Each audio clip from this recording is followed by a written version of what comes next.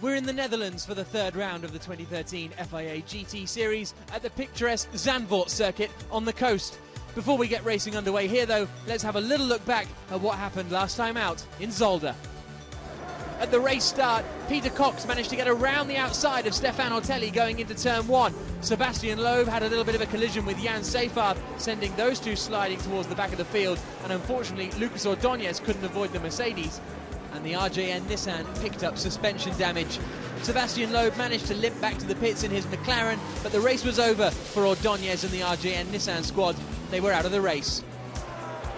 Also out of the race were Maximilian Buch and Alan Day, the Mercedes that had been running strongly early on, grinding to a halt unfortunately, but Peter Cox in the Lamborghini was pulling away from Stefan Ortelli in second place in the Audi. Two more Audis were going door to door, quite literally, as Nicky Meyer-Manhoff battled with Carlos Vieira going down into the first corner. Meyer-Manhoff managed to hold the inside line, but it wasn't enough, and Vieira held on to the place. There was some excellent battling throughout the midfield, and Caca Bueno showed his race experience to make up a position. At the pit stops, Laurens Vanthoor took over from Stefan Ortelli in the WRT Audi and came out of the pits just in front of the other Audi. There was a bit of a scare when the wheel came off. Vincent Voss was convinced it was from an Audi, but it was from a Ford GT. When the Reiter Engineering Lamborghini came out of the pits, it had Stefan Rosina at the wheel, and he managed to just come out in front of the chasing Audi of Vanthoor. Further back, René Rast was now on a mission, making up places left, right and centre. Meyer-Manhoff naturally delighted, but it was the battle for the lead that had everyone's attentions in the final few laps. Laurens Vanthoor desperately trying to find a way past Slovakian Rosina. They almost touched at certain points on the circuit, but a brilliant defensive drive from Rosina saw him hold on to take the victory. Despite Vanthoor's attempt in the final corner, the Reiter Lamborghini squad took the checkered flag. Delight on the pit wall for Peter Cox, Hans Reiter and the rest of the Reiter Engineering squad, and the top step of the podium for Cox and Rosina, bringing them into championship contention. Edward Sandstrom and Frank Stippler are second in the championship, but the second place in the race for Ortelli and Vanthoor means they lead the series as we head to Zandvoort. We've got a stunning depth of talent in FIA GT this year, none more so than 9 times World Rally champion Sebastian Loeb. I'm happy because I enjoy what I do. For sure, it's very different from rally. In the rally, you have only 2 passes recce to take the notes at slow speed, and then you have to push very hard with the notes of your co-driver on different type of roads, and you have to improvise a lot in your driving. Now it's a different approach. You need to be perfect everywhere, every corner, every braking, and you need to be on the limit everywhere. And that's a new thing for me. I have also to discover every tracks, so it's always difficult at the start of the weekend to get in the rhythm. Every time I need to work and to try to understand where, why, but that makes it interesting. But it's not just Sebastian Loeb who brings quality to the field. Ricardo Zonta, the Brazilian driver, was in Formula 1 for 6 years, and he is another strong competitor. After winning the 1997 Formula 3000 series, he then moved to Formula 1, scoring VAR's first points, and now he's here in FIA GT.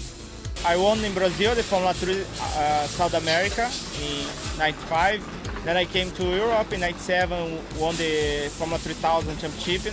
Also again, Formula 1, I did many races where I got some points. I never had any problems with the cars. Always I got very easy. Yeah, to get used to the GT cars, of course, closed cars took a little bit time because to get used with the not seeing the wheels, no braking, especially to feel when it's blocking the wheels.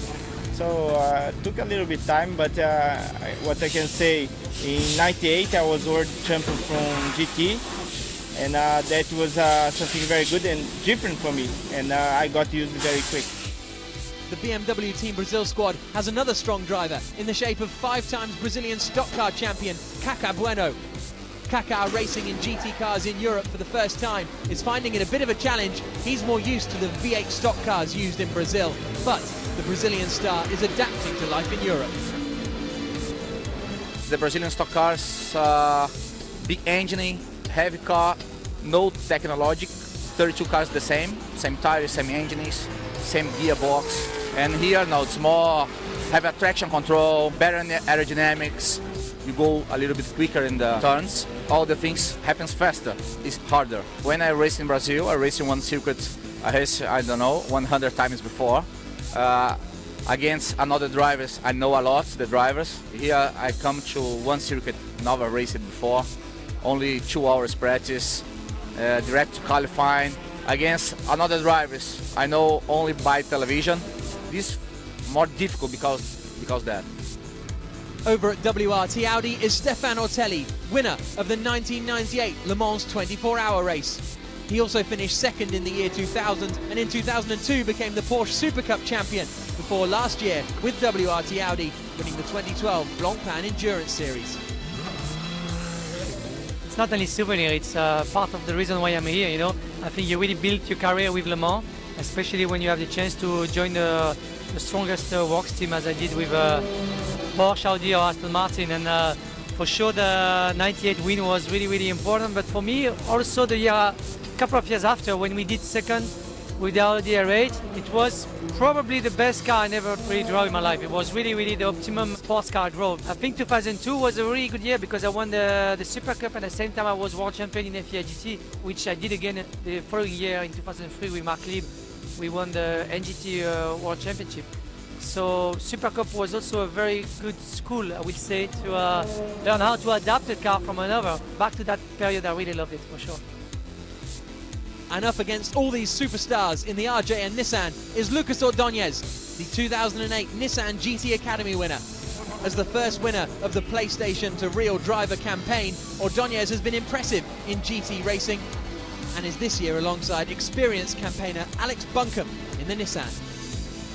It's been 5 years now since I won GT Academy in 2008, so now feeling, you know, like a professional racing driver, competing against the best drivers, best teams and best championships. So, you know, it's tough competition, it's very tight, so it's really hard to be on the limit in this car, so especially to be in the last tenth of the car. So I come from a different way of becoming a racing driver, but now we prove that it really works, and yeah, proving for the future and working hard to be and to learn every day as a racing driver.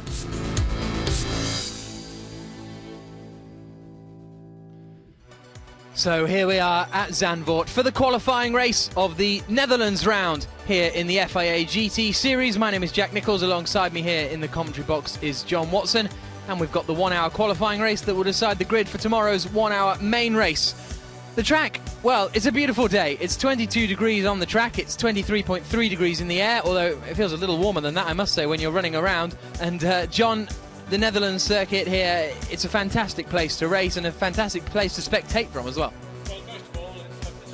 First of all, it's a brilliant racetrack designed and constructed in the early 50s by a man called John Hugenholtz, who was a visionary in terms of race car circuit layout. It's a community circuit. It's normally absolutely heaving with literally the residents from Amsterdam, Haarlem and then Zandvoort. They just pile in. They love their motorsport at Zandvoort. And they will turn out on a day like today or on the worst kind of North Sea gale, because the North Sea is literally a couple of 100 meters beyond the sand dunes where we are actually sitting in the middle of. And there is the pole position car of Alvaro Parent. He stuck it on pole position in qualifying this morning.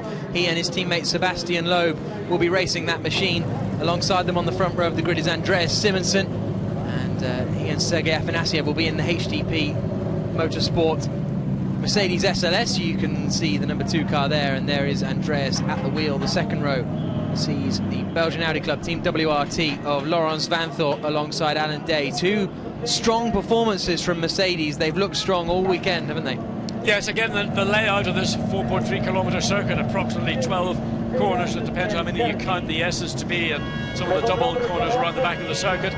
But it's a tight circuit fundamentally, although the straight's reasonable length, but it's fundamentally a downforce racetrack. And those cars that carry more downforce, such as the Mercedes or even the BMWs, are the cars that have been showing consistently strongly. But that car on pole position, qualified by Alvaro Parent, he worked it out that they took the car here, ran on Friday, struggled with the car, but didn't really make any changes to it. They let the circuit come to the car, and then they put on a new set of Pirellis for qualifying 3.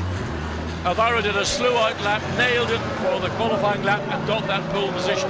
How the car and Parent will get on in this opening stage before the halfway mark for pit stops, that we don't know.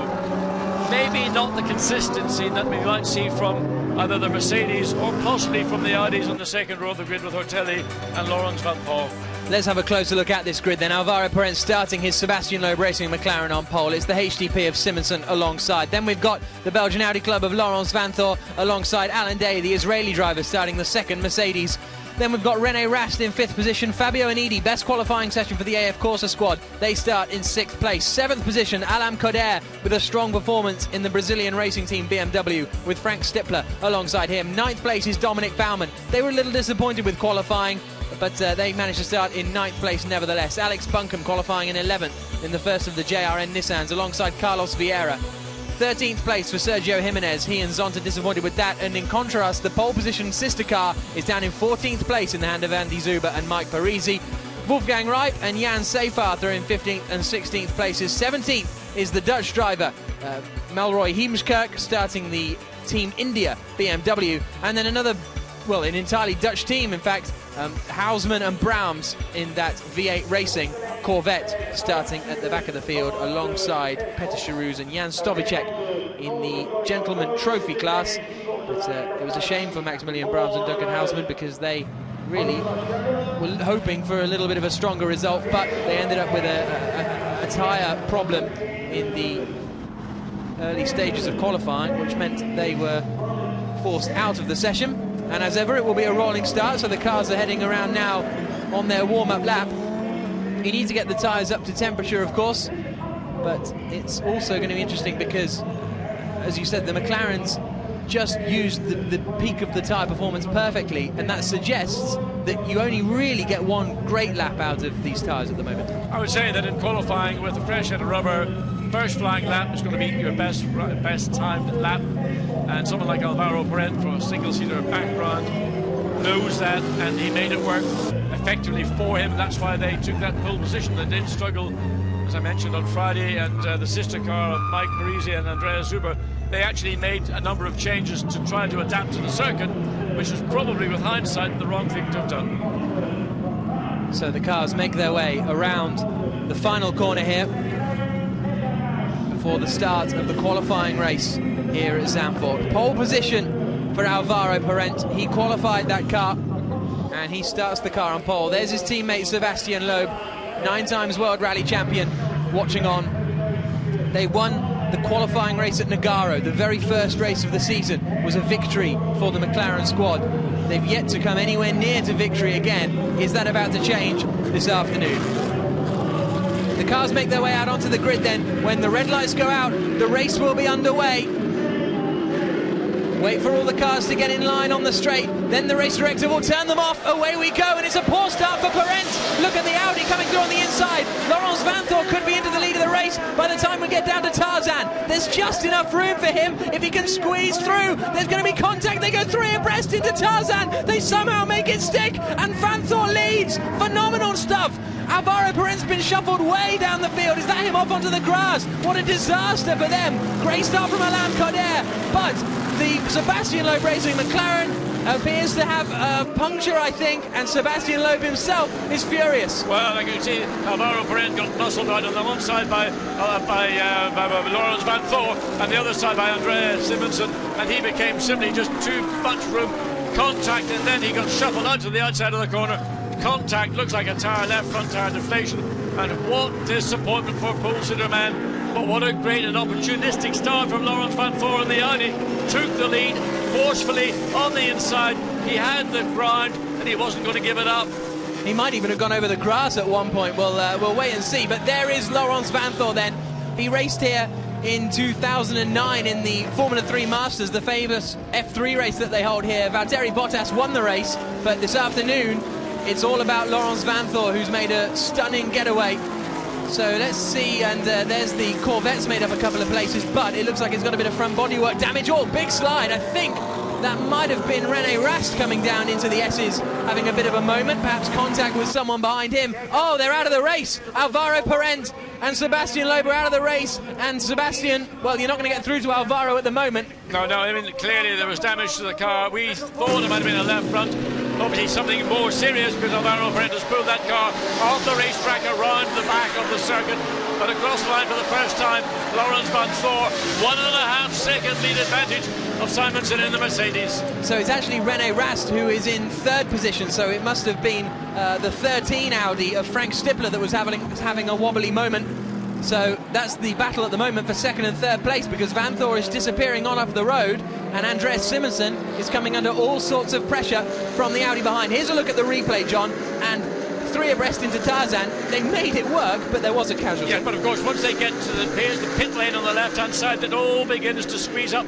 Now Van Thor almost still in the pit lane, and Alvaro Paredes really caught between a rock and a hard place, had nowhere to go, but the damage, I believe, had already been done, because something occurred in the middle of the corner. You can see Paredes off the throttle. He knows he's got a problem which he can't rectify, and all the field just simply passes him on the outside on the exit of Tarzan happen. And there you can see Alvaro bouncing along the grass on the outside of Tarzan as the rest of the cars try and squeeze through turn 2 and into turn 3. Car 2 is under investigation for contact at the start of the race. That is Andreas Simonsen then. Which, well, he was on the outside, really, so... we've got a few cars off here. That's our corner, that's right at the back of the circuit. That's off at Skyflock, and that is the Road Drive Lamborghini. It's the RJN Nissan, number 32 of Wolfgang Reip, and it is also the Corvette, the V8 Racing Corvette of Duncan Houseman, and they've all got together down there. Front wheel of the Lamborghini. Well, we're very close to the beach, but I don't think they were anticipating going to the sand that soon as the safety car comes out. It had to be deployed. Safety car needs to be on track to get this situation, this mess, cleared up before this race can get back underway. But we've had first lap, pole setter out. Second lap, halfway around the second lap, 3 cars out. What are these, well, racing drivers? And I put that in inverted commas, because sometimes you just wonder if they understand what that title means. So we can calm down for a moment, because we've had 4 frantic minutes at the start of this race. So just to confirm then, we've got Duncan Houseman out there, Wolfgang Reip, and it's Matthias Stumpf who started the road drive car. And there is the RJN crew on the pit wall watching, because their drivers are out of the race. And that's a real shame for Wolfgang. I was talking to Mark Szosicki, his teammate on the grid, who said, you know, qualifying wasn't quite as we planned. Oh, the Corvette's going to get going. Oh no, that rear left doesn't look particularly healthy, does it? No, it's not. The rear corner of the suspension is broken, but you know, he's going to try and get it back. Duncan Houseman, well, dear me, if he can get that car back, he's decided the better of it. He's going to pull off to the side of the racetrack, but it's going to take a couple of laps to get, first of all, the Nissan away from the gravel trap, but principally the Lamborghini, which I believe, we got a quick glimpse of it, the right front wheel and suspension assembly looks like it isn't attached to the car, so until we get a better view of that, that car will probably have to be lifted onto the back of a flatbed truck with a crane. That's going to take 3 or 4 more laps.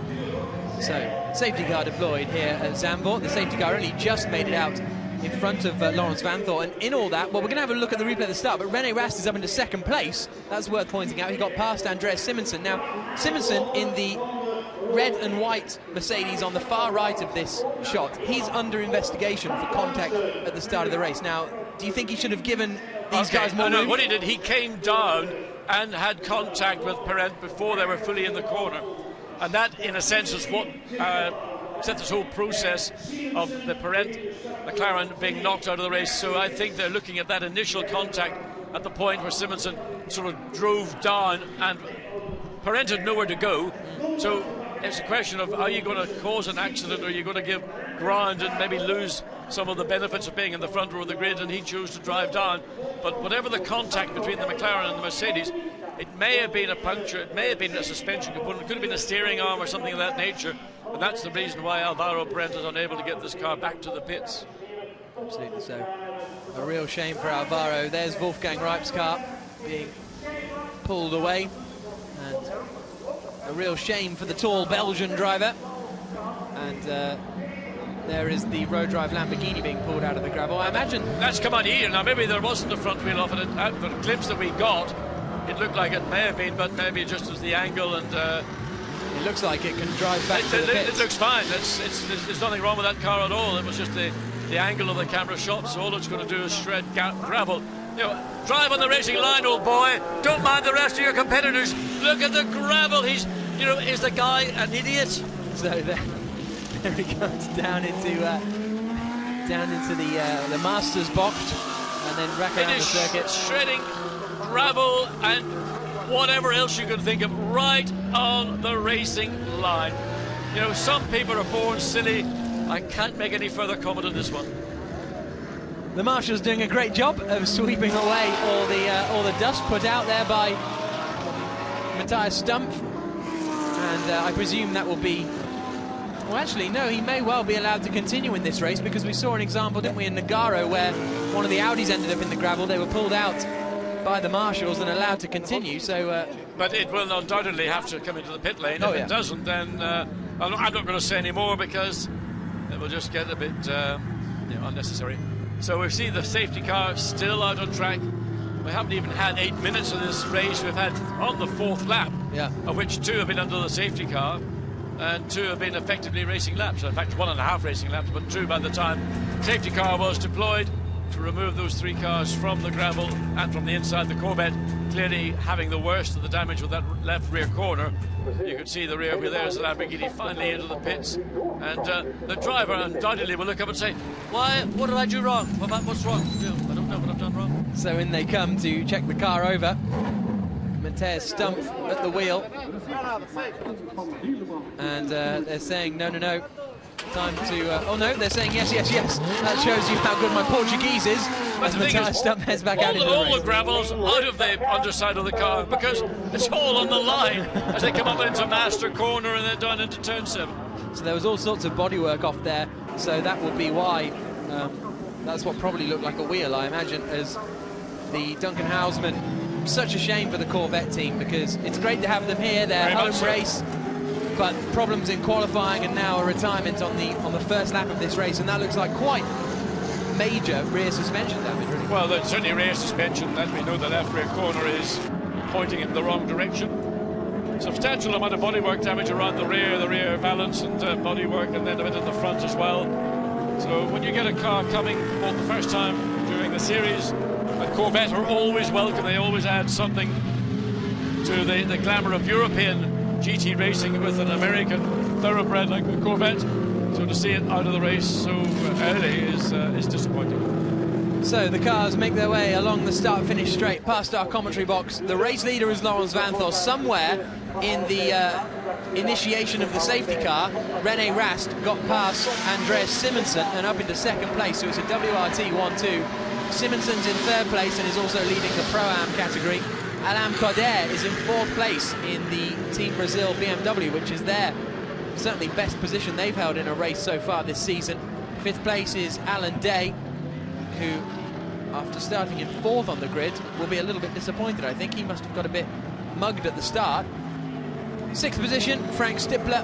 7th position, 2nd in Pro-Am, is the Audi, the red and white machine just coming through shot now of Carlos Vieira. Fabio Anidi lost a lot of ground as well. He's down in 8th place. Baumann 9th. Mike Parisi is in 10th place.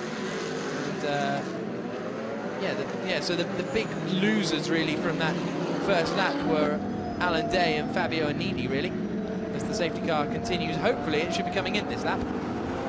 Well, the track has been cleared very quickly by the efficient marshals here in Zandvoort. So let's hope that this is the safety car's last lap.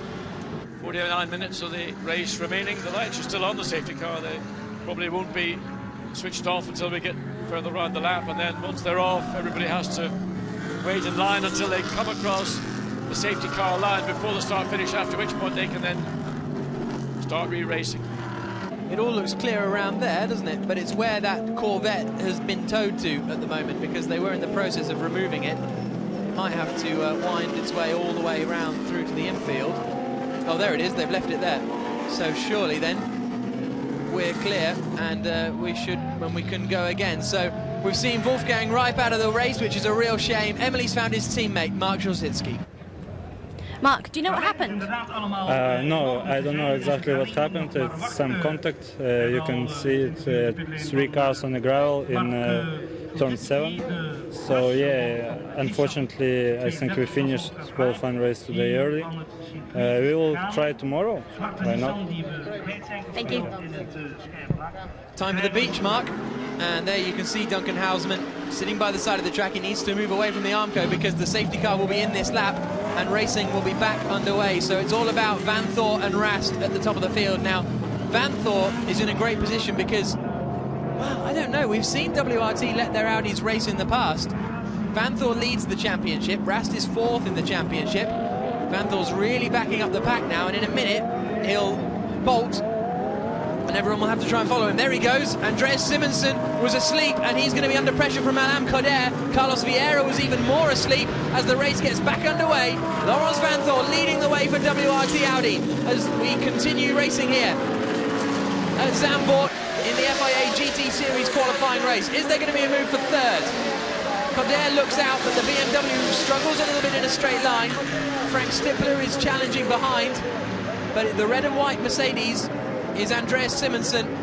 The blue and white BMW behind is the Brazilian Alain Coder. Well, we haven't any further news as to whether Simonsen is going to receive a penalty or not for the incident in turn 1 where contact with Alvaro Parent.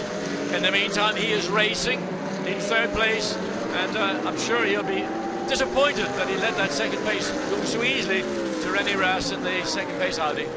Carlos Vieira is starting to form a bit of a queue. Onidi, Baumann, Parisi behind him, and Seyfarth is looking a bit racy, trying to get past Parisi. Jan Seyfarth is in the big Mercedes. Oh, someone running wide through there. No dramas at the moment, but there's a bit of gravel being kicked up. Well, there's gravel on the side of the track from the, that's true, yeah. From the whatever it was being towed back, or the Lamborghini when it made its way back. Yeah. But also maybe just one car runs wide. It is very powdery on the edge of the racetrack at turn 5 and 6, really it is. So combination of both on-track just kicking it up. But well, we've got this race back underway. Everything looks a lot more controlled than it was. Have we got a problem for Alex Buncombe? He's going very slowly. This Nissan coming through shot now. Well, it sounds like it's on about 4 cylinders. We're on board with him, and I think a difficult day for RJ and Nissan.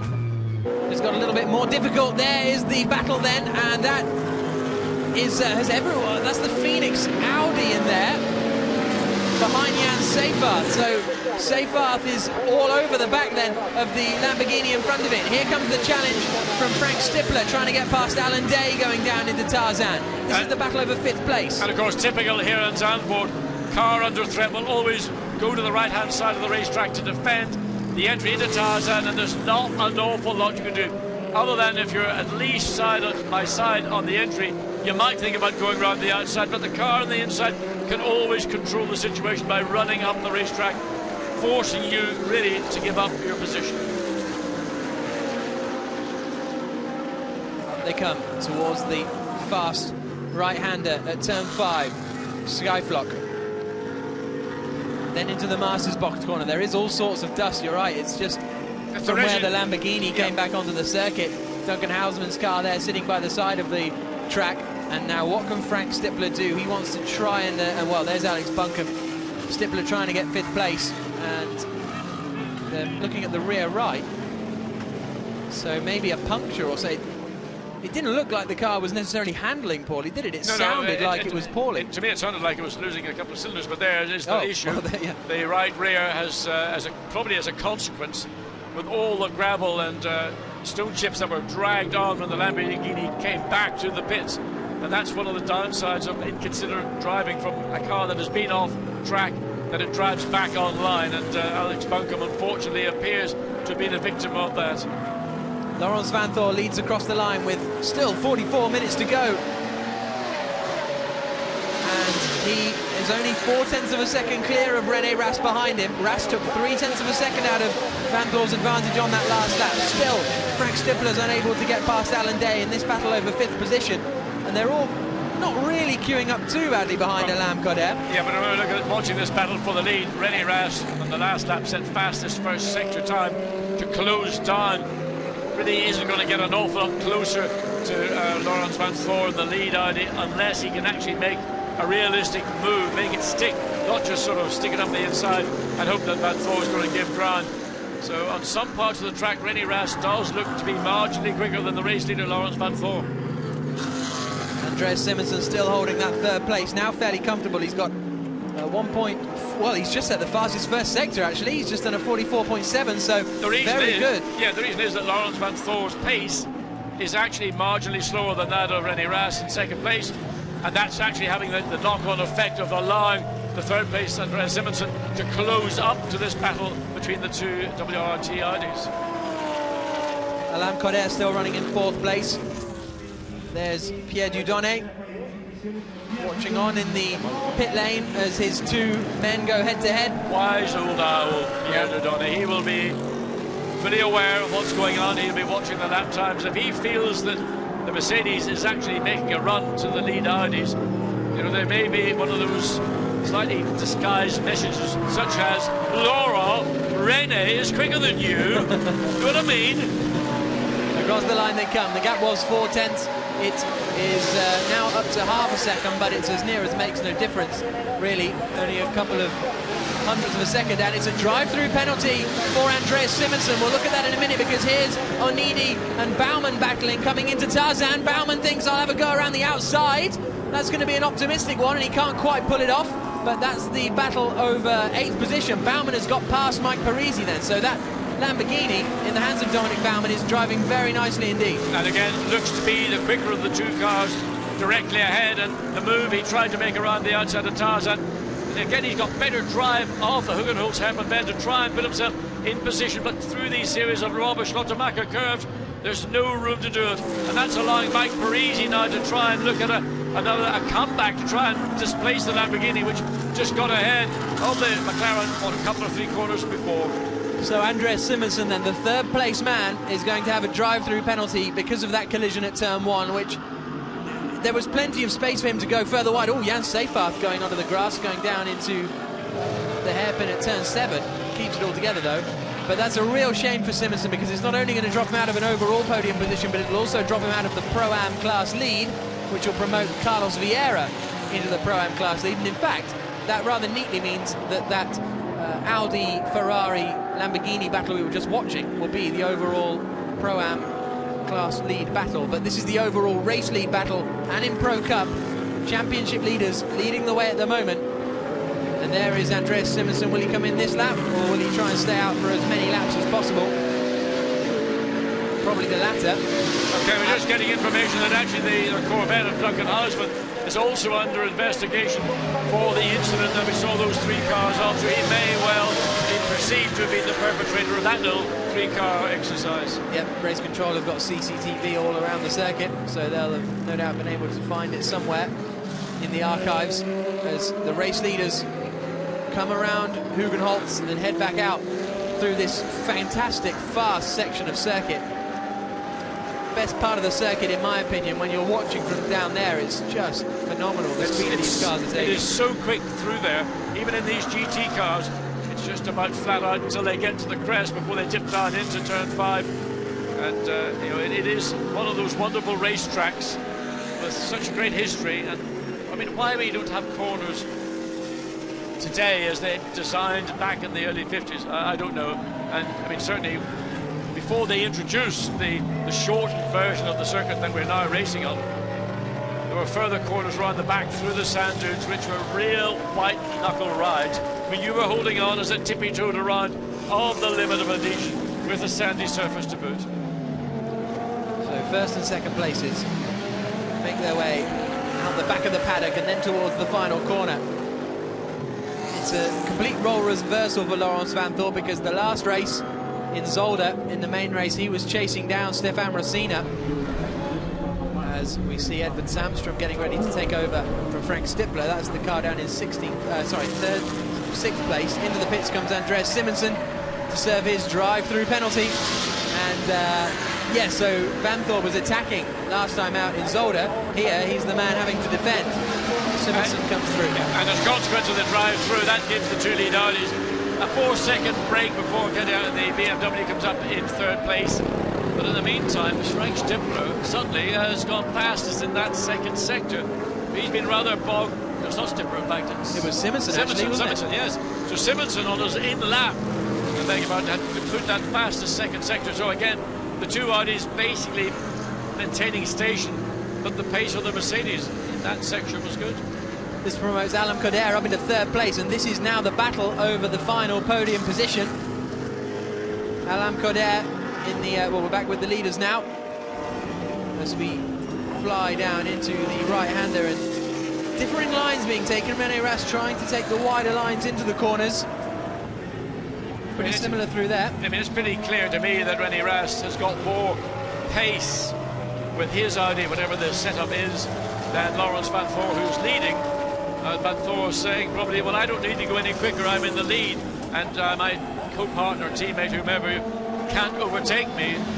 Usual story, but René Rast, no doubt, will be feeling that he is being held up and he wants to get ahead and take victory, or certainly give his car, hand his car over when it comes to the driver changes, to ensure that that car goes back out into the lead. Yeah, absolutely. So Van Thor will be handing over to Stefan Ortelli. Rast will be handing over to Nicky Melnhoff, and Stippler will be handing over to that man there, Edward Sandstrom. As we come down the start-finish straight, nosing up the inside, Rast just to, as if Van Thor didn't know he was there already, just to give him something to think about on the braking zone into Tarzan. Well, you can see the difference on the last 3 laps. I mean, they're only hundredths of a second difference, but that's simply because when you run in somebody else's speed or momentum, then you're just having to sit there, and all you can do is you can drop back by a second and then make that run again, get your own pace, and try and combine that pace with the part of the track where Van Thor's car is not quite so quick. But Van Thor's going to have it pretty covered. He's not going to make it easy for the second place René Rast. So we've got Carlos Vieira leading the Pro-Am class, currently in 6th position. Onidi second in that class, and Baumann third in that class. Those guys all running together on the circuit. Andreas Simonsen has done the fastest middle sector of anyone, and Alex Buncombe has just done the fastest first sector of anyone. And well, was that a planned move, do you think? That's an interesting one, because Van Thor went very wide into the corner, and now René Rast is in the lead of this race as they come down into the S's. It looked to me as though that might have been a bit of team play from Audi, because when Rast hands over to Meyer Melnhoff, it could be said that Ortelli is probably a quicker driver than Nicky Melnhoff. So are we going to have role reversed again?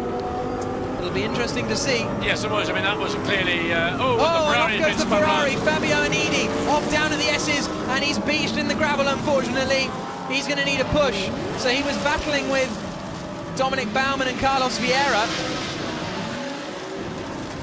And I presume there was contact with 1 or 2 of those cars. It's all action-packed here in the dunes.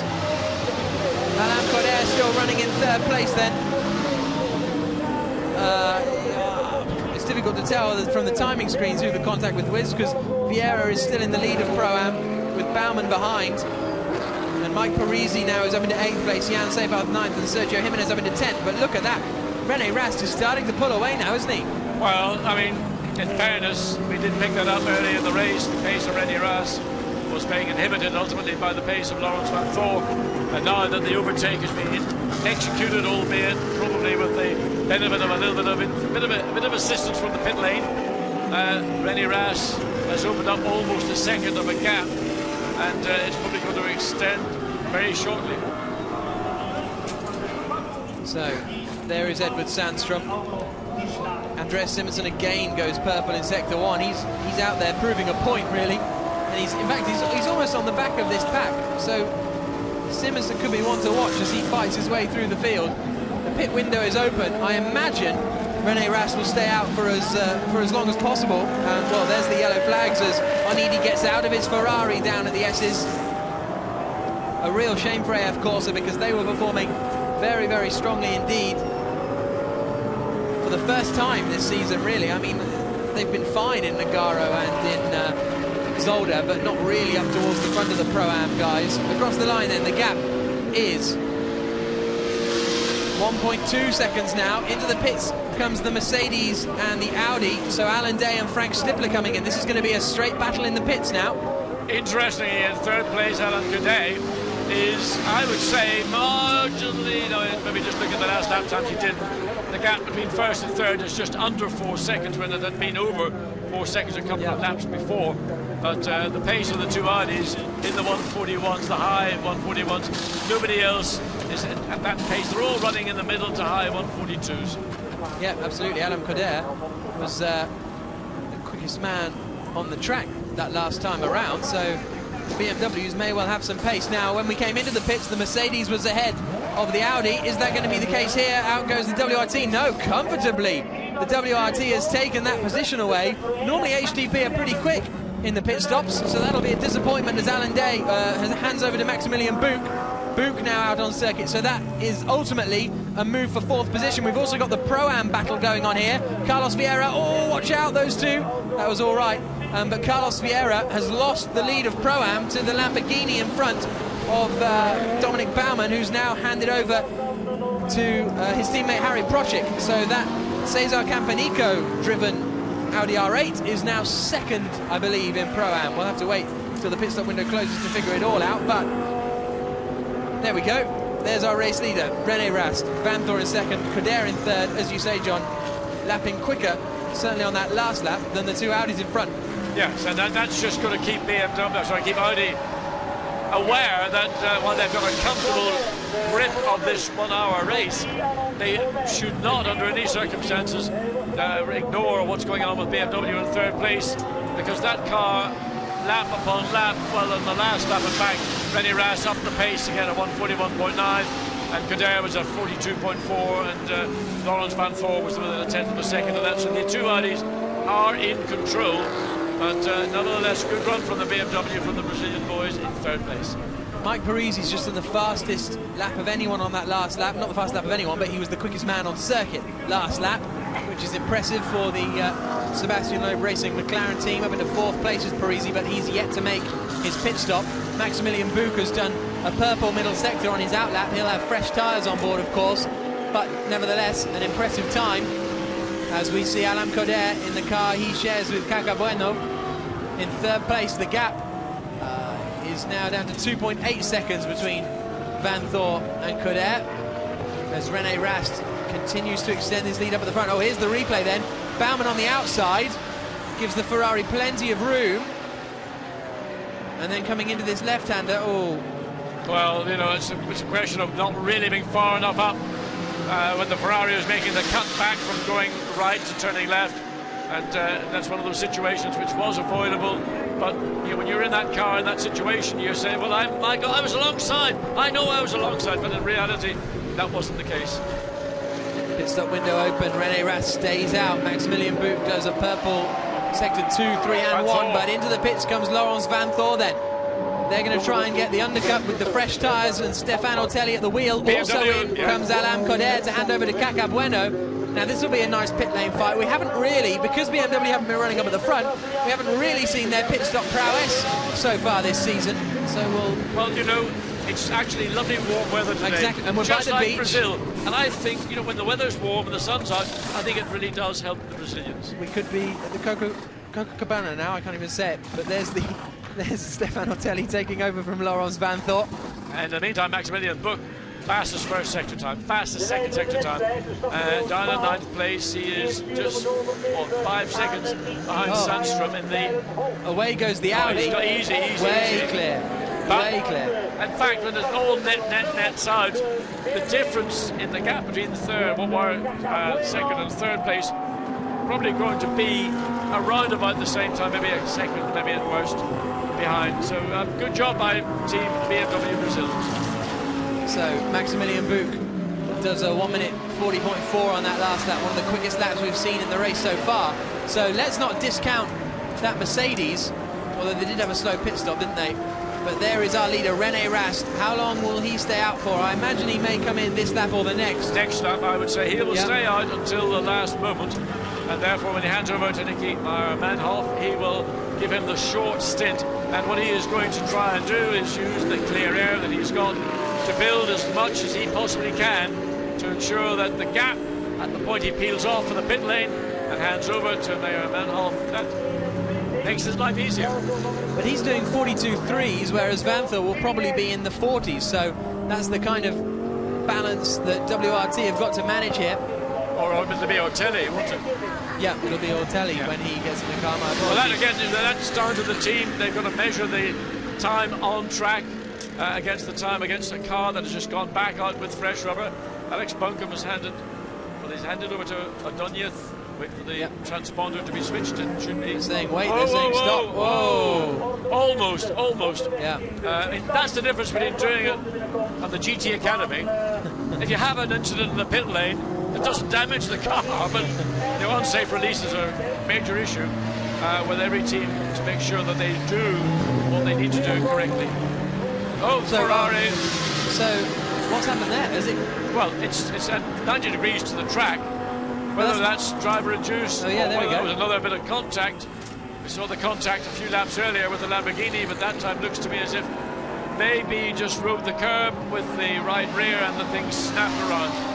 It doesn't look as though he's actually gone into the barrier at any point. So no, he didn't. He just got the car, I think, made a quick snap on fresh rubber and just got caught out. That's good news for Anidi. Ricardo Zonta is in the pits again, so that's the third pit stop, I think, for the 21 BMW, which is a real shame, as we see René Rast continuing, and this time lapping the Jan Stovicek car, and Rast will stay out for one more lap. That's his last chance, and they're hoping to give Niki Meermanov a big enough lead that the German driver will then be able to defend it when he takes over from René at the end of this lap. Mike Parisi's still in second place then. He hasn't come in yet to hand over to Andreas Zuber, and in fact lapped quicker than René Rast on that last lap by 0.7 of a second. So that's impressive stuff from Parisi. He comes into the pits now. Melroy Heemskerk has come into the pits behind in that Team India BMW to hand over to Aman Ibrahim. They are second, and so they're the last of our stoppers apart from René Rast. So Andreas Zuber opens the door. Mike Parisi is about to get Mike Parisi gets out, and Zuber is going to get in. We see Niki Meyer-Melnhof waiting for his car, the car that took control of this race 6-7 or so laps ago. René Rast always looked the quicker of the two Audis that were in the lead positions, and he's just done all he can do to give the best gap between what would be. Let's wait and see how this field filters through, and then we get this final pit stop out of the way. Almost the last car to make a pit stop is the lead Audi of René Rast. So Andy Zuber goes out of the pits. There goes Aman Ibrahim. Zuber filters out. Well, we'll have to wait and see actually. But here's René Rast anyway, coming through the S's, and he will have to come in on this lap. There's no doubt about it. As Carlos, no, that's the Phoenix Audi. Sorry, coming into the pits of Anthony Kumpen to hand over to Enzo Eid. Sorry, other way around. Enzo Eid coming in to hand over to Anthony Kumpen as Rast comes into the pits now then. And his last lap was a 42.8. Stefan Ortelli did a 41.9. He was a second quicker. So this is going to be very close, I think, between the two WRT Audis at the front of the field. Rast comes in, painfully slow in the pit lane. Yeah, 60 kilometers an hour, but he has done a good job for his teammates. So pit stop, René Rast, the smaller of the two drivers that seated. So Phil is taken out. Niki Meyer-Melnhof gets in.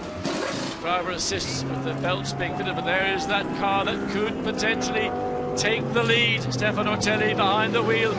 Wheels still being changed. This is going to be a close call for Niki Meyer-Melnhof. Will he get out before? He's moving now. Get it going, Niki, because you're at the end of the pit lane. Accelerate flat out. He might. Yes, he's got it. He has. And the gap is more or less status quo. But I don't think it will be by the end of this lap, because Ortelli is up to speed, and I think he'll close in on Niki fairly quickly. Who's in third place then? Edward Sandstrom. So it's a WRT 1-2-3, it's turned out. Maximilian Buch is in fourth place. Kaka Bueno is down into fifth position. Look how cautious Meyer-Melnhof was coming into the Hulgenholz Hermann bend. You could see he was feeling the car, looking to find out where the bite, the grip was. René Rast gets a handshake from his team. He knows he's done a good job. So it is all very tentative at the minute on this opening lap for Niki Meyer-Melnhof. Maximilian Buch in the blue and silver Mercedes is doing a great job. Really good pace from him. He has got a best lap quicker a second quicker than Edward Sandstrom in front of him now, and they're battling over third place. Yeah, and Edward Sandstrom is under serious threat from the pace of Maximilian Buch in the Mercedes-Benz. Where he's going to make that a pass, well, we've seen people come down the inside. We saw the two lead Audis do it. In this instance, there is no favour been given by Edward Sandstrom, and rightly so. Maximilian Buch is going to have to find out somewhere around the racetrack where he can make that pass easily, but importantly cleanly. Looks to go down the inside into the S's, but Sandstrom was able to cover that without any difficulty. And now, and the acceleration, Buch using a lot of the curve on the inside to try and maximise his acceleration off the S's, then the run down to the Kumu corner, third gear corner, then accelerating, then just up, depending on the state of your tyres, just about flat out through the Ari Lyondike curve. Across the line comes Nicky Meyer-Melnhof then. The gap is just 0.6 of a second between first and second as they dive down into Tarzan. Impressively, Sergei Afanasiev and Andreas Simonsen are back into the lead of Pro-Am despite that drive-through penalty. They're running in 7th place overall. Karun Chandok is in 8th place. Here's a replay of, oh, that is Sergei Afanasiev, just as I was saying what a great job he's doing. He's had a little off. I mean, I tell you, he was very lucky coming into the Hugo de Hulst hairpin bend. A slow corner, but he just ran wide, and that little quick flick to the right, the Garlic corner. Harry Prochik and Aman Ibrahim. Well, we've seen that Lamborghini being involved in incidents with the Ferrari. At the same point, this time the Lamborghini was on the inside, so if there's any complaint, he can say, well, I tried it on the inside, I tried it on the outside. Battle for third place, getting very intense. Yeah, that contact we saw was in second, over second in Pro-Am. Fabio Onidi has come into the pits and retired from the race, unfortunately, in that Ferrari. Little nose up the inside from Maximilian Buch, the reigning GT3 European champion with HDP. Looks up the inside again, just trying to put off Edward Sandstrom in front. And that's the great thing about these corners, is it's such a wide circuit, isn't it? Yeah, you've got an option on lines, and you can take your own preferred line. You may actually open up an opportunity for somebody to stick their car down the inside, but Maximilian Buch and the Mercedes not sufficiently alongside the Audi at the point where the turn-in would occur, and therefore the Audi's able to continue the line, and then because he's taking a late entry and a tighter exit, he can take his line. 21 minutes to go. The battle for the lead of the race is between this man we're on board with, Stefan Ortelli, and Nicky Meyer-Melnhof in front of him. The two teammates cross the line, and they are only 0.3 of a second apart. Third place is Edward Sandstrom. The guys behind are lapping a couple of tenths of a second quicker. Through goes Ortelli. Meyer-Melnhof gave him plenty of room, and Stefan Ortelli moves into the lead of the race. The number 11 Audi back in front. Yes, and you would almost think that was Nicky Meyer-Melnhof. Oh, when he runs wide, Ortelli gets it all wrong. And, well, that looked a bit scary. This is all going to allow third and fourth places to close in as well. I expect Stefan Ortelli to pull clear now, but I think we could see second, third and fourth getting very, very close to one another with 20 minutes to go here at Zandvoort.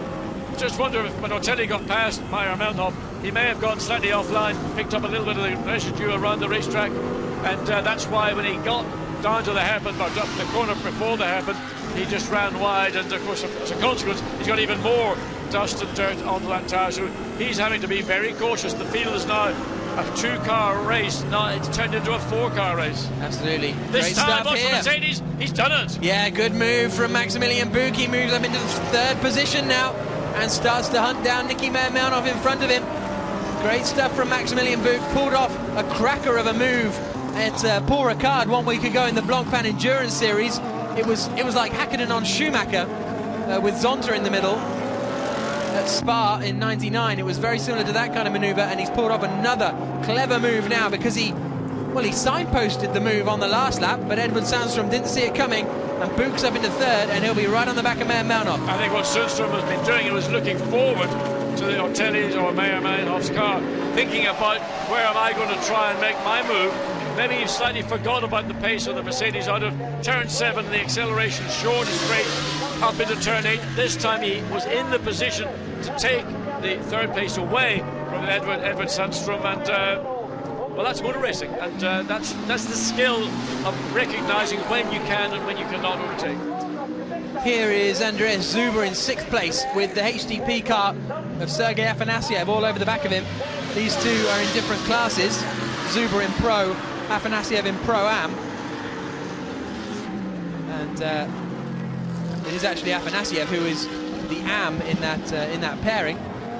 He's a silver ranked driver, even though he's got plenty of single-seater experience. And look at this, it's all closing up for second place. And Ortelli's not scarpering as much as I thought he might do, you know. No, he's not at all. And what's interesting is that Maximilian Buch is already lining up Nicky Meyer-Melnhof to do what he did a lap ago to Edward Sundstrom.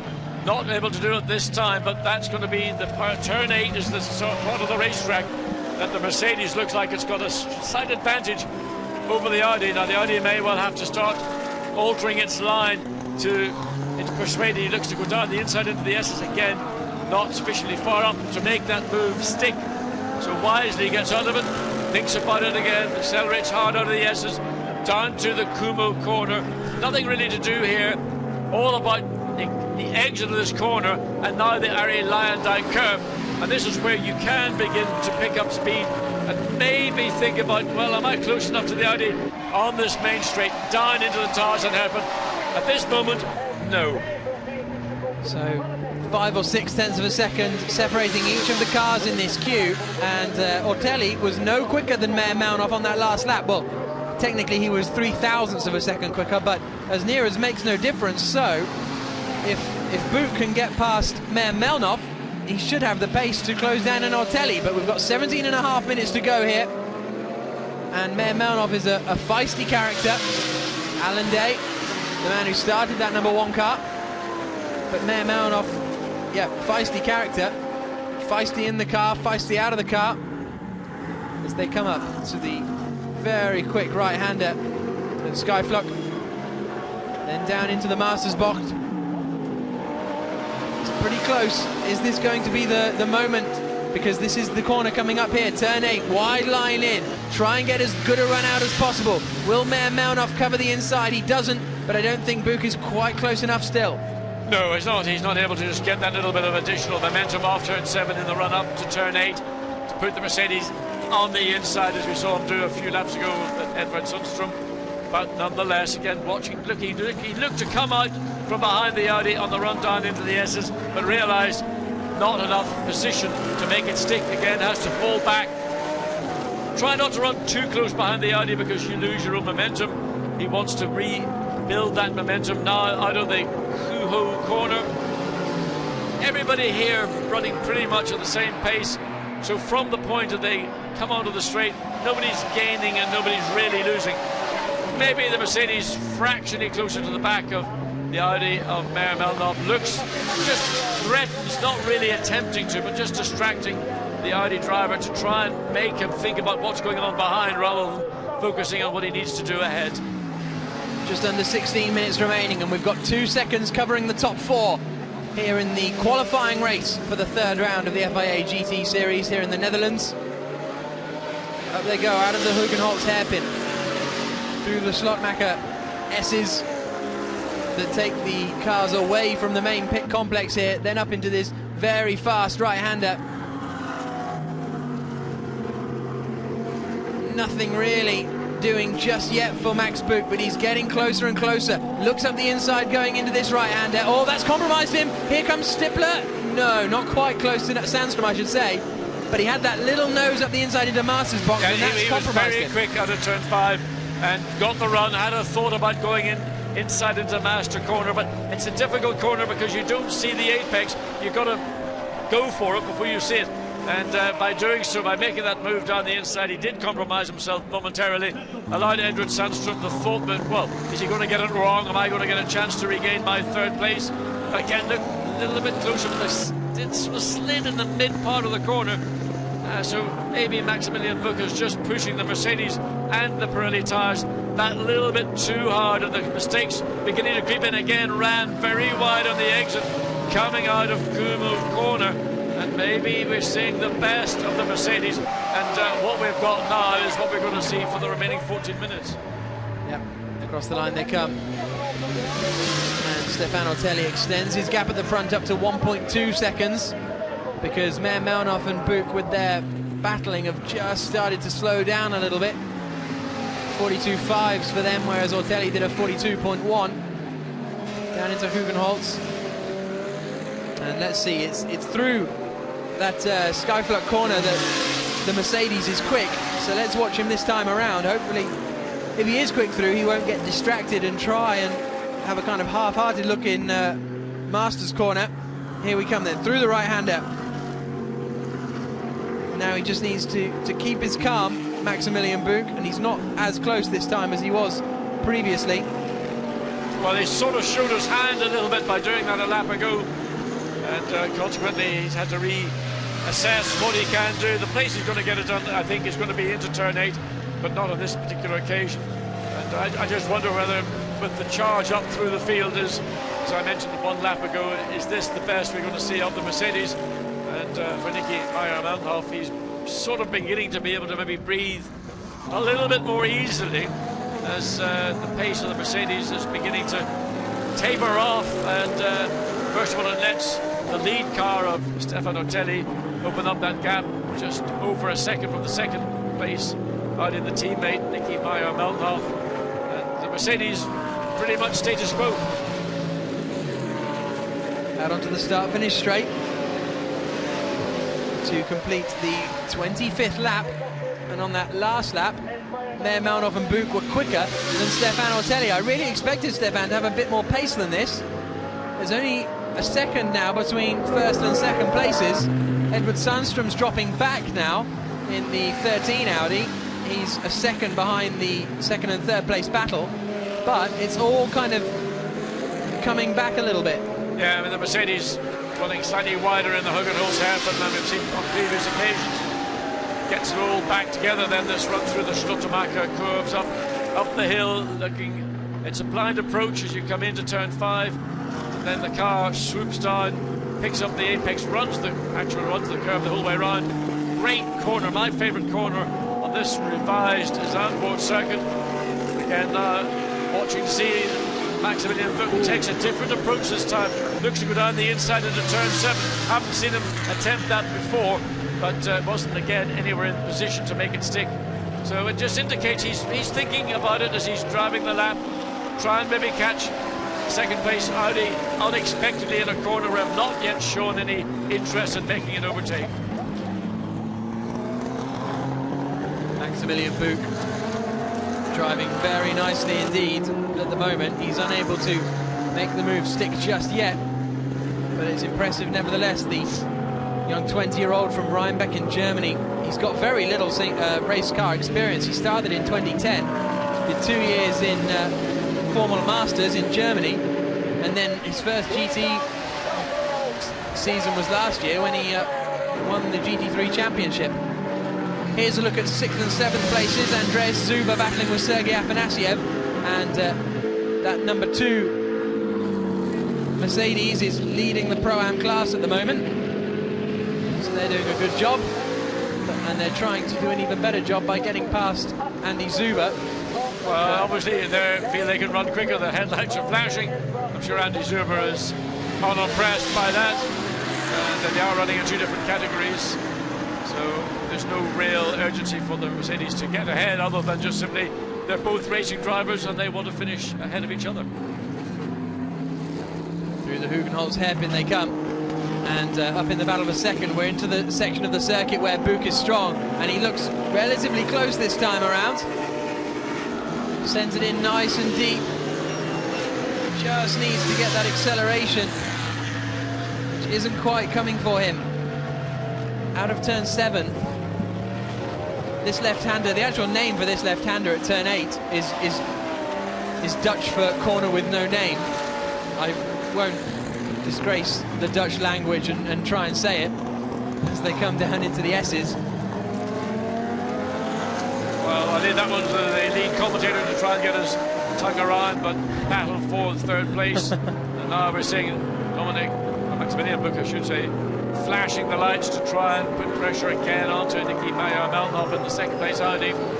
He's tried pretty much everything else, and you know, maybe it will work. See how close these first 3 cars are. The gap is under a second now, 0.745, 3/4 of a second first to second, 1.5 seconds first to third, and 2.2 seconds first to fourth. These last 4 laps, Meyer-Melnhof has been quicker than Stefano Telli, so this is going to be a very interesting final 9 minutes here in Zandvoort. Into the hairpin, great place to watch from there, because you can get pretty much where that camera is, right up against the Armco barrier. You see the cars battling through there. Oh, little run wide on the grass. Thought that was going to be a bigger moment than it was in the end for Maximilian Buch. Just put 2 wheels on the grass. There's Alan Day. He's probably, I don't think he's ever had as many close-ups as he had today. And he is watching as his teammate Maximilian Buch tries to get past Nicky Meyer-Melnhof. Nothing doing just yet. They're catching up to Lucas Ordóñez in the Nissan. It's incumbent upon Ordóñez to get out of the way of this group of 4 cars all battling for the top 3 podium spots. So just where they will catch the Nissan will be very important to Ortelli, but also Meyer-Melnhof and Maximilian Buch. Edward Sundstrom will be able to watch it all from the comfort of 4th place, and if there's anything to be picked up, well, he'll be in the perfect position to do that. Absolutely. Coming around to start the 29th lap of this race. Alex, Lucas Ordóñez is quite a way up the road actually, so I don't think he will come into too much play as the cars head down into Tarzan once more. 0.7 of a second, pretty much between all 3 cars now. The gaps come down back to 2.2 seconds between the top 4. Still leading Pro-Am is Afanasiev, well clear of Aman Ibrahim, who's 2nd in class in the Team India BMW. Cesar Campanico is 4th in class, but he's only 1/10 of a second clear, actually, of Harry Prochik as they come flashing past my window down the start-finish straight. So that's quite a close battle for the final Pro-Am podium position. But it's this 2nd place scrap that is a fascinating one. Just watching coming off turn 5, the Mercedes again looks like it's mounting an attack, and whether it's going to be down here in turn 7, no, not close enough. But can he get the momentum sufficiently built up to try and think about down the inside into turn 8? No, but it's the pace of Ortelli really that is the interest for me now, because he has dropped off marginally. I mean, you're talking about 10ths of seconds here and there, and that's allowing this battle for 3rd place to begin to close back up again. There is Ortelli, slides the car into the S's, and again in the middle of the S's you've got that dip where the car is just semi-banked inside of the left-hand part of the S's as we go back on board with the leading Audi. Yes, it is, yes. Stefan Ortelli through the final corner. Pretty smooth as he comes out onto the start-finish straight. Maximilian Buch was 0.4 of a second quicker than him in the 1st sector as we come down into Tarzan. Banked right-hander. Oh, bit of a correction for Ortelli coming through Tarzan. He's really having just to balance the car on the throttle and steering, even though these cars have got traction control. But the nature of Zandvoort, it is a circuit that does suffer from sand, and you're at the time, and I've watched this Mercedes really close to the back of Nicky Meyer-Melnhof as they climb up the hill through the Rob-Schrottemacher curves. It looked marginally closer just as they came through the hairpin.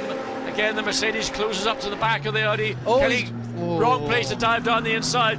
He may have compromised himself in being a little bit too greedy and thinking he'd make that pass, but it indicates the Mercedes still has got the pace into the tight master corner, then the short sprint down to turn 7. So into the right-hander at 7, then it's the left-hander at 8 that Buch has made his attack so far this weekend, but not this time. He took so much speed coming into the quick right-hander at 5, and I think he kind of saw the moment and went, here's my chance, because there's less than 5 minutes to go here in Zandvoort. Race leader Stefan Ortelli, 2nd place Nicky Meyer-Melnhof in the Audi, 3rd place that number 1 silver and blue Mercedes SLS. Maximilian Buch at the wheel with Edward Sandstrom in 4th position now. 2 seconds covering the top 4 still. Nerves for Vincent Voss on the pit wall, biting his nails as the cars come around the final corner. You'd think whatever happens they should be able to, well, they'll get at least 2 podiums out of this one, possibly a 3rd if things go well for WRT. They had a 1-2-3 at the opening main race in Nagaro all the way back in April, but look how close. It's the 1st sector where the Mercedes is so strong. That last lap another 2/10 quicker than Ortelli and Mayanov. So this is the sequence of corners here from Hugenholtz onwards. Yes, I mean, you can see the Mercedes gets in slightly tighter, can hold that tighter line on the exit, gets on the throttle. On the exit, the Audi's very good. It gets good drive off the corner. Remember, Audi is mid-engine, the Mercedes is front-engine, but in a sense, pretty much almost similar weight distribution to the Audi. And again, trying to run up to the back of the Audi through turn 5.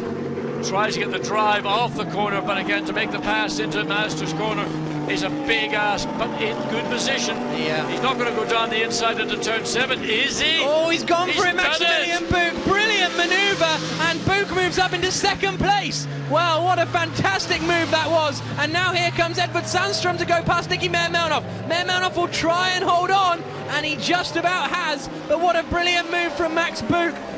Opportunistic and cleverly done.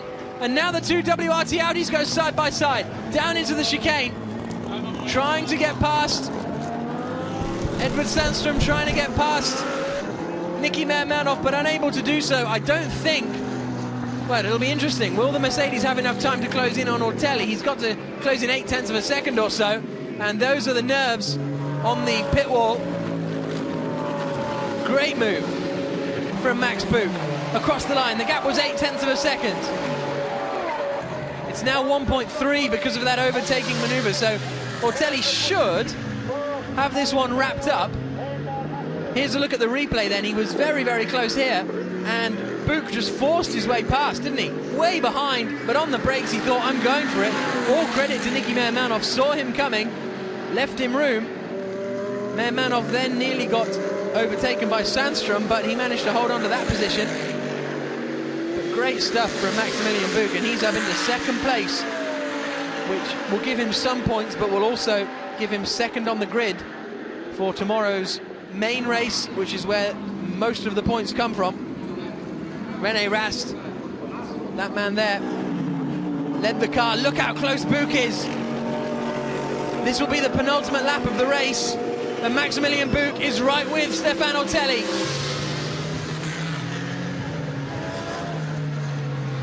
They're closing in on Lucas Ordóñez as well. If Buch can get past here, it'll be a famous victory, because the Mercedes is absolutely on it. He was 0.8 of a second quicker in Sector 1, Maximilian Buch. 1/10 of a second quicker in Sector 2. He's cruised right up to the back of the Audi now. A minute to go, which basically means this will be the penultimate lap, because they're about to head into the final corner. Remember, that HTP Mercedes had a really slow pit stop as well, didn't it? Through the final corner then, the gap was 1.3 seconds when they crossed the line, and now, as they start the final lap, first and second places are separated by 0.4 of a second. We're in for another grandstand finish here in FIA GT. The last race we had Vanthoor attacking Rosina, now we've got Buch attacking Ortelli for the race win. Into the right-hander at 2, dropping down into Hugenholtz, and this is where the Mercedes is strong, and this will be where Buch will have to try and make the pass. He's not particularly close to Ortelli through here, but if he can just close in towards the back of the Audi, up into Skyflock, he's pretty close. This is going to be so nervous for Stefan Ortelli. Buch super late on the brakes. The Audi can take a lot more curve than the Mercedes, and I don't think Buch is quite going to have enough here. This is his last real overtaking opportunity, and he's not going to be close enough, Maximilian Buch. Stefan Ortelli should be able to hold on to win this race now. Takes a wide line. He's pushing absolutely everything, is Max Buch, as he comes down into the chicane. And that should be job done now for Stefan Ortelli, because there's not really any more overtaking opportunities left on the circuit. There's not really any more braking points left on the circuit. A little dab on the brakes going into Kumo. And then Arie Luyendyk is the final corner. A strong race from Vanthoor and Ortelli. The championship leaders will start on pole position for tomorrow's main race as they take victory here in Zandvoort in the qualifying race. And Maximilian Buch will start in second position after a brilliant drive in his HTP Charouz Mercedes SLS. Nicky Meyer-Melnoff, third place. Fourth place for Edward Sandstrom, fifth for Kaka Bueno, sixth place across the line, Andreas Zuber, ahead of Pro-Am class winner Sergei Afanasiev. On board with Ortelli, having a little wave. Karun Chandok comes across the line to finish in 8th position, which is their second best result of the season so far. They finished 6th, he and Jan Seyfarth, in the opening race in Nogaro. But it's another win for Ortelli and Van Thorp. They won the qualifying race in Zolder. And now they've won the qualifying race here in Zandvoort.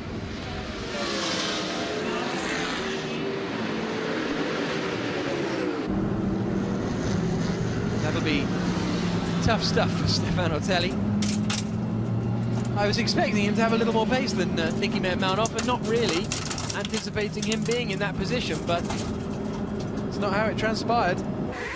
But Nicky Meyer-Melnoff did a brilliant drive nevertheless, because he kept the pace of Ortelli, held on fairly comfortably really from Edward Sandstrom behind. But René Rast has to be, well, maybe not the driver of the race, because Max Buch did a brilliant job as well. But Rast's pace in that Audi was very impressive indeed. As the teams head up now to Parc Fermé, John Watson has headed down there as well to have a little chat to our race winners. Afanasiev and Simonsen doing a great job to finish 7th overall and win in Pro-Am, especially considering they had to have a drive-through penalty. WRT 134, a very strong team here at FIA GT. And BMW Team Brazil, with their best result of the season so far, 5th place in this qualifying race.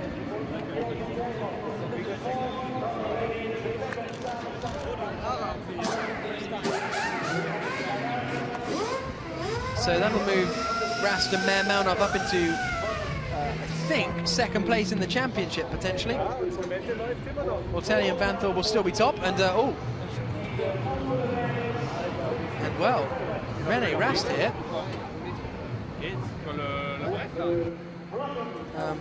Here's a look at the results then. Audi 134, Belgian Audi WRT, after a very strong performance. Ortelli and Van Thorp then taking the race win. Buch and Alan Day in 2nd place, 0.7 of a second behind. And then Meyer-Melnoff and Rast in 3rd position. And there you can see the BMW Z4. Strong result for them, Kaka Bueno and Alain Coder, but they did benefit from drivers retiring in front of them. I don't think they only finished 6.5 seconds off, actually, so that's not too bad. And their best lap was a 1:41.4, which is well in the mix of the front-running times.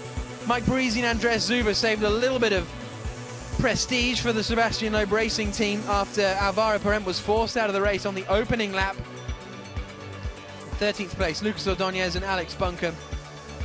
Kuna and Stumpf got back into the race and continued to finish in 14th place. Zonta and Jimenez spent a lot of time in the pits and finished in 16th place. And then we had Onidi out of the race in the Ferrari.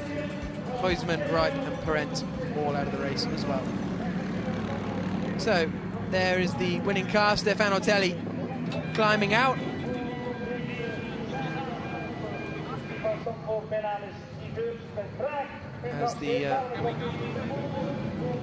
As Ortelli climbs out to be congratulated by Nicky Meyer-Melnoff. And Ortelli says, you're doing a very good job out there.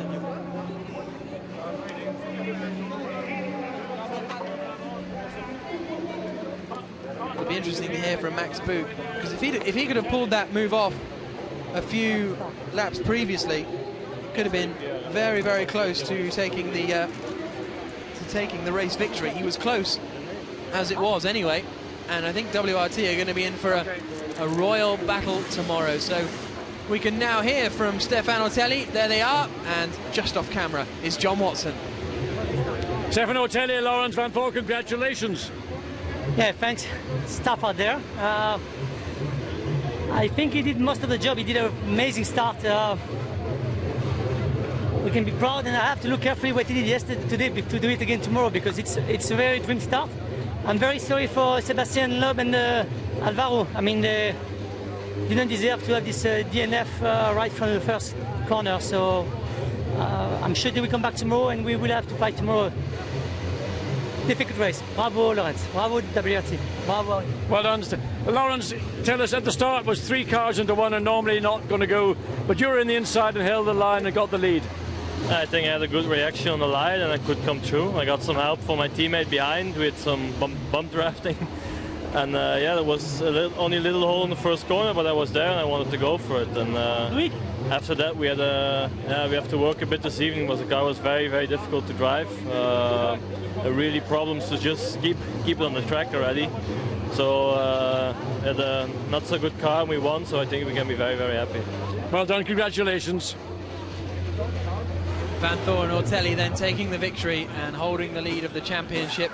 And really, their main rivals are struggling to score the points. So let's hear from our second place men. Maximilian Boog and Alan Day are now with John. Alan Day, great drive from you, a stunning drive from your teammates for second place. Yeah, it was great to see my teammate. It was a pretty nice race to watch and to drive, of course. My start was a bit messy, but yeah, we settled down after a few laps and everything went perfect, you know. Max, you had a number of goes at trying to get past the second place Audi. You did it. A lovely, lovely pass into turn 7. Thank you. Yeah, I was all the time very close to him. Never really had the gap, but then he made some mistakes, and then I take the chance, and of course, yeah, went quite well. When I would not have stuck so long behind him, maybe I could have been attack Mr. Ortelli a bit more, but anyway, for tomorrow's race, it's not too bad. Well, take your second place and enjoy it. Well done, guys. Thank you. So they will be starting in second place on the grid tomorrow. They made a good start today, initially, but then got a bit bulked out going down into the first corner. So it was a little bit of a struggle from there on in, but they managed to fight through into second place. So that Mercedes off the line tomorrow is going to be one to watch. So we can now hear from Nicky Marmanov, managed to pilot his car to third position, and now he's with John. Nicky, finished up third. Tough race towards the end. The Mercedes just squeezed by. Yeah, I almost didn't try not to look at him and dare not to look at him because I knew he was fast on the straights, and then I always heard him really loud coming into the first corner, and I was able to defend in the quick parts. And then all of a sudden into turn 7, I think it was, I only heard his big V8, and then it was already too late, and I lost the place. Well, initially you had the lead, then you lost it, then you got it back, and I mean it was been a hard race. You were actually at many times lapping quicker than Stefano Ortelli, who won. Yeah, it's quite impressive. For me, it's such a hard time, but I have such great support from the team, and I learn so much. And for me, it's such a pleasure to drive with these guys, but it's so much pressure on me to also with René, who takes great pace and this races so well. And he's just been hurt sitting back there, run over by some guy. I really don't know what's happening, but he's with his pants down, and I don't know what's happened. But I hope he will be well tomorrow and will be back in the car with me to push for the win. We hope so, Nicky. Look forward to seeing you and René tomorrow. Thank you very much. So great to hear from Nicky Marmanov. An unfortunate incident there with René Rast. We'll have to wait and see what the consequences of that are. But it's all now looking forward to the main race tomorrow here at Zandvoort, which is going to be very entertaining. And we can now hear from our Pro-Am winners, Andreas Simonsen and Sergei Afanasyev. An eventful race for them. Pro-Am winners, Grafiev and Simonsen. Tell us, first corner, you got a penalty. What happened? Yeah, for me, I did a quite good start. I got away from Parente, and for me, I still haven't seen the video of it, but for me, it's really strange that I get the penalty, because what I felt, I got hit, but who knows, so we have to see the video, and then we'll see afterwards. But anyway, you had a great drive winning the Pro-Am class. You must be very happy. I'm quite happy because of winning here on this circuit. It's a beautiful circuit. It's a lot of people around. It's very sunny. It's the first sunny weekend this year, full 100% sunny. And I'm really thankful to the team that they done a great job with Mercedes, and actually I'm also thankful to the Mercedes because they did really well with the car. It just perfect over the bumps, and in these long, fast corners, the circuit is just beautiful. If you have time to come, it's just the thing to do. Well, without a drive-through penalty tomorrow, what can you do? Yeah, for sure we will do everything to fight with the pro guys, and we will just try to fight our way up for the overall podium maybe, but yeah, we'll see tomorrow. Well done, thank you. Thank you. Let's not forget Andreas Simonsen on the left-hand side qualified that car, second on the grid as well, so the pace is absolutely there in that car, which is very, very impressive indeed. As there is the race-winning car of Stefan Ortelli and Laurens Van Thor. So here is the championship classification as we head towards tomorrow's main race, and Stefan Ortelli and Laurens Van Thor, as I say, extended their lead at the top of the championship. Sandstrom and Stippler second. Meyer Melnoff and René Rast have moved up now into third position in the championship. Cox and Rosina not here this weekend, down in fourth place. Maximilian Buch and Alan Day, if they continue their good form, they will be up into fourth place in the championship, maybe up into third place, and starting to mount a championship challenge by the time we leave the Netherlands. Enzo Ede and Anthony Kumpen had a quiet race to 12th place, which I think they'll be a little bit disappointed with. Enzo qualified the car in 10th place. Here's a look at the team's classifications. Belgian Audi Club comfortably clear. Sebastian Loeb Racing, despite having a miserable season so far, are still up there in second place, because when they do manage to get the pace out of that car, it usually ends well. BMW Sports Trophy Team Brazil are third in the championship.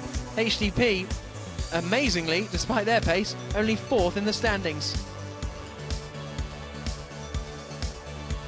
Here's a look at the results then, and Belgian Audi Club 1, 2, 3. Sebastian Loeb Racing in their 6th place. A good result for Seyfarth Motorsport. Karun Chandok and Jan Seyfarth doing a good job to finish in 8th position, albeit about 10 seconds off Afanasiev and Simonsen in front of them. Aman Ibrahim and Melroy Heemskerk, the local Dutch driver, finishing in 9th place, second in Pro-Am. So that's great news for BMW Team India. And there you can see the Gentleman Trophy winner in 15th place. That was Peter Charuz and Jan Stovicek, finishing in 15th position overall. A real shame for Zonta and Jimenez. Max Brahms and Hausmann will have a lot of work to do tomorrow as well. And of course, 20th place, not classified, Alvaro Parent and Sebastian Loeb will start tomorrow's race from the back of the grid, which is going to be a real challenge for them. Let's have a look then at today's race highlights. At the start of the race, it was Laurens Van Thor who made a brilliant start, got on the inside of Alvaro Parent. Parent wasn't left enough room by Andreas Simonsen. We went 3 wide around Tarzan. Simonsen was later given a drive-through penalty for that, because, as you can see, it forced Alvaro Parent's car out of the race, much to the dismay of Sebastian Loeb. Then we had 3 cars out, a Corvette, a Lamborghini and a Nissan, all going off. The Corvette tried to get going again, but you can see the rear left wheel was hardly in a position to get going. Then the Lamborghini managed to drive its way out of the sand pit and then spread that sand all around the circuit, whilst Nissan had a few problems, in particular a rear right puncture. Ferrari and Lamborghini were battling all afternoon. Dominic Bowen it was at the wheel, and Fabio Anidi fighting very hard. And there was Andreas Simonsen serving his drive-through penalty, whilst Sandstrom prepared to get going. And here was Baumann, tried to go around the outside of Anidi at the chicane, then the door pretty much closed, nowhere to go, spun the Ferrari around. Anidi would then spin off himself later in the race. At the pit stops, Van Thor handed over to Ortelli. Almost a bit of a collision in the pit stops as Lucas Ordonez rejoined the race, and Sergei Afanasiev had a bit of a bouncy time once he'd taken over the number 2 Mercedes from Andreas Simonsen. And we had a bit more contact. This time it was Harry Prochik in the Lamborghini, putting a little nerf into the side of Aman Ibrahim, but they all managed to hold on and continue out there in the race. And René Rast came out of the car to much applause. Nicky Meyer-Melnoff took the lead of the race, and then Stefan Ortelli took it back again, diving down the inside, going into Tarzan corner, and Ortelli then led, ran a little bit wide, which allowed Meyer-Melnoff half a chance to get back in front, but Ortelli held on eventually for the rest of the race, although it wasn't plain sailing by any stretch of the imagination. Here was the first move on the Audi.